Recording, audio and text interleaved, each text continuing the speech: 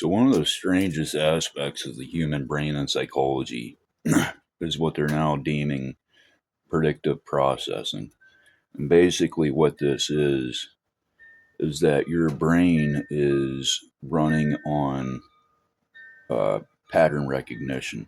So you go to work, you have the same job, that you had for last year, whatever. So you have a pretty good idea what you're going to go in and do. Now, what you can't uh, predict, really, I mean, you can try to, is that all the little things that are going to happen in between the time you go in to do your work to the time you leave. I mean, what happens if you go in and a machine breaks down and now you're off for half the day? Your predictive processing might have thought of that as a chance, but you're not going to predict it. You might hope for it. If you don't want to be there, it's going to seem like your predictive processing is predicting that something is going to happen today. And then you're going to go in, the machine's going to break down. You're going to say, yes, I knew it.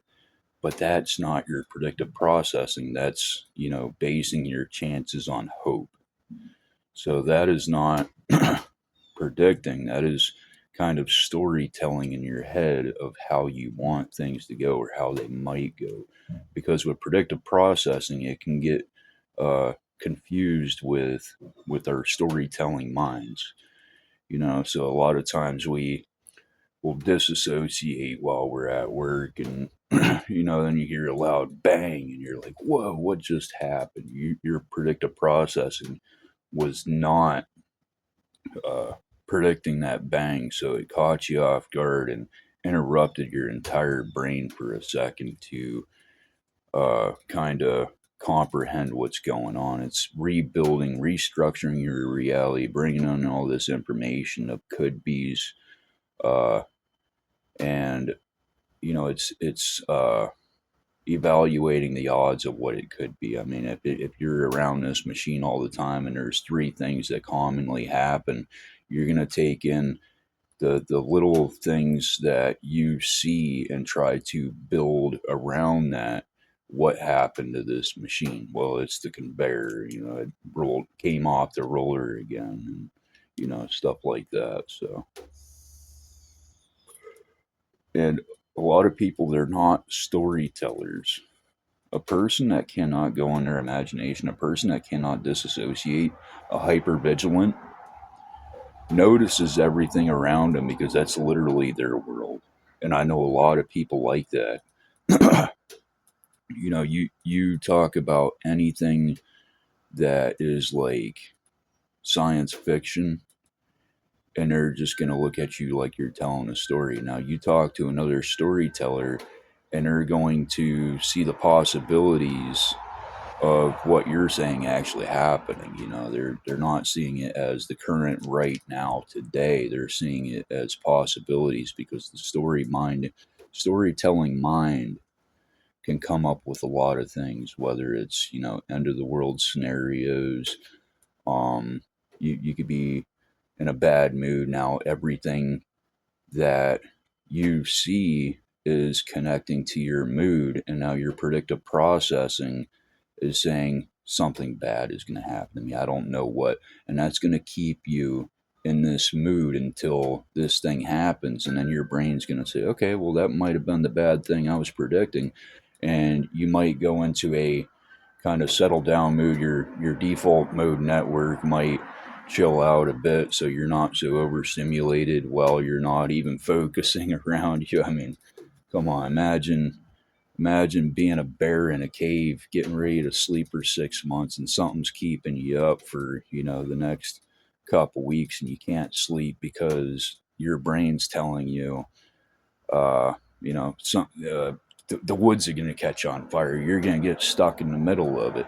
That's not predictive processing, because how many times have you been caught in a fire? So it's not pattern recognition.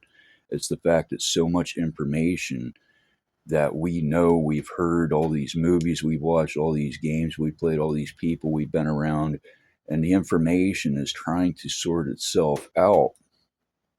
But oftentimes if look at the people that they wait for this person to die so they can collect the insurance money, and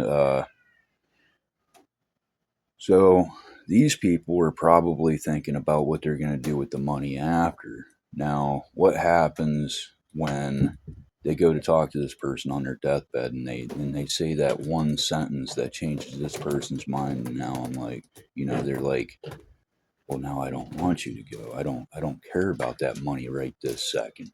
You might in a couple of days when you get that money, but for now you're thinking, man, I really wish this person would have pulled through and I wouldn't have cared. Why did I care about that money so much? But then you're going to go back to the money after they're gone. Why? Because you're not in that current moment where something is controlling, you know, uh, causing a sort of irregulation in your thoughts and mood.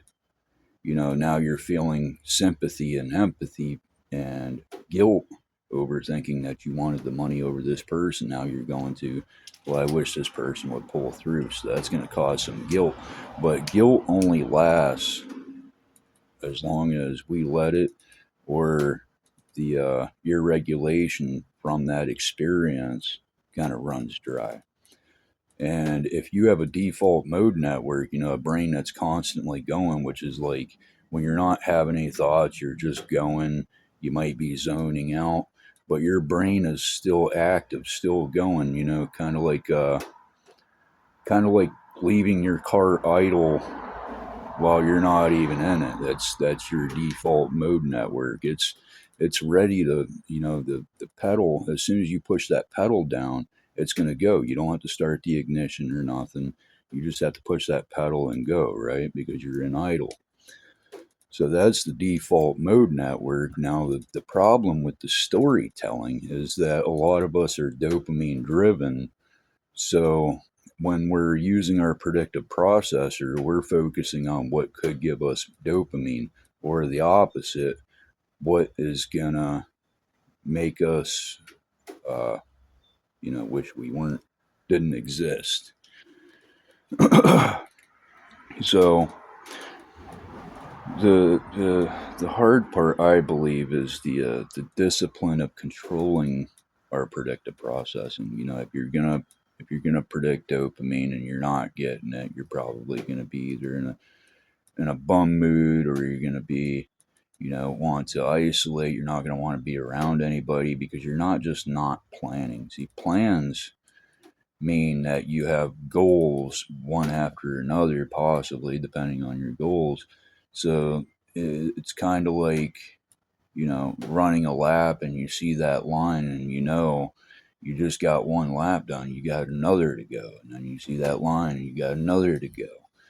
Now, people that don't make goals, that rely on their storyteller, because we feel like that, that line's going to constantly move, and that's because we're not simplifying our focuses. So if we're running towards that line and then all of a sudden, you see a taco stand that appeared out of nowhere and you're starving, well, you're not going to care about that line, right? Part of you is, but part of you is saying, man, I'm so hungry right now. That line can wait. And so, and this, let's just say this isn't a race or anything. It's just you running because that's your goal. So you're always going to have that taco stand that's there trying to pull you away, saying, "Oh, I'm so much better than that line you're going to get to." Because once you get to that line, you're gonna tell yourself to keep going. But you come to this taco stand, and that's actually going to fill your stomach. That's actually physical dopamine.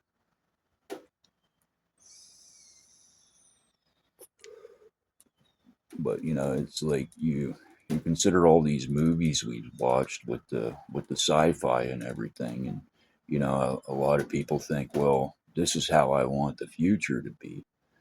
And not everybody wants that same future. Not everybody is a storyteller. Some people, like I said, are hyper vigilant, so they can't understand what we see. And when we try to tell them, they just look at us like we're crazy. Like, yeah, I've never read that in a book. Tell me what book that was in.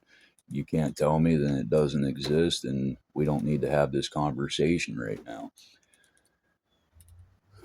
But the storytelling mind, I'm telling you, that is the weirdest thing ever, because you try to hold on to these memories the way you believe they happened, and you're talking to somebody else and they're telling you, no, that's not how it happened. And it's like, well, how did I get that screwed up? Because that was a very significant event, and I believe that has to do with the dopamine and storytelling. Default mode network might even be hiding it in there somewhere, hoping that you know that memory was better than it was. So it kind of uh, fills in that pothole in the road somehow. If you can't remember that information the way it was, why are you remembering it differently? Like, why is that? Why is it we can't remember exactly how it happened?